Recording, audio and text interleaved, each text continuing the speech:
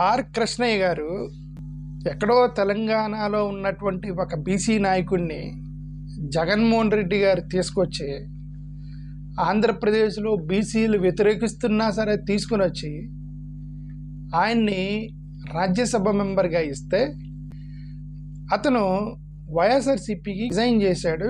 First అతను చేసినటువంటి ద్రోహం ఏంటంటే వైఎస్ఆర్సీపీకి ద్రోహం చేశాడు. ఫస్ట్ ఆఫ్ ఆల్ రిజైన్ చేసినప్పుడు ఏమన్నారట ఆర్ కృష్ణయ్య గారు, నేనేదో ఒక ఉద్యమం కోసం వెళ్తున్నా అన్నాడు. బీజేపీ రాజ్యసభ మెంబర్గా వెళ్తున్నాడు. 2021 అక్టోబర్ 28వ తారీఖున ఒక స్టేట్మెంట్ చేశాడు. BJP has always been anti BCs. BJP అనేది నిరంతరము బీసీలకు వ్యతిరేకమైన పార్టీ అని చెప్పి ఒక పెద్ద మనిషి స్టేట్మెంట్ ఇచ్చాడు. ఆ పెద్ద మనిషి ఎవరంటే ఇక్కడ ఆర్ కృష్ణయ్య అంట. ఇదే కృష్ణయ్య గారు ఇంకోటి కూడా అన్నారు.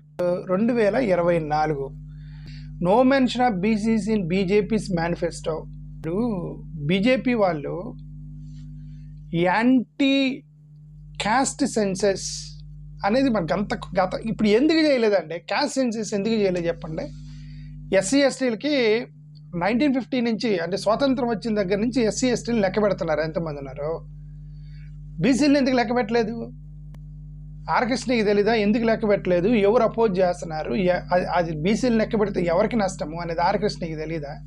బీసీ ఉద్యమ నాయకుడు, బీసీ కులాలని ఆదుకోవాలని చెప్పేసినటువంటి కథాఖండిగా ప్రసంగాలు దంచుకొట్టేటువంటి ఆర్ కృష్ణకి ఈ బీసీ కులాలని లెక్కించొద్దని, బీసీ కులాలని శూద్రులుగా చూస్తారు అని చెప్పేసి ఏ యొక్క పార్టీల్లో ఆ భావజాలాలతో నిండిపోయి ఉన్నారు ఆయనకు తెలీదా?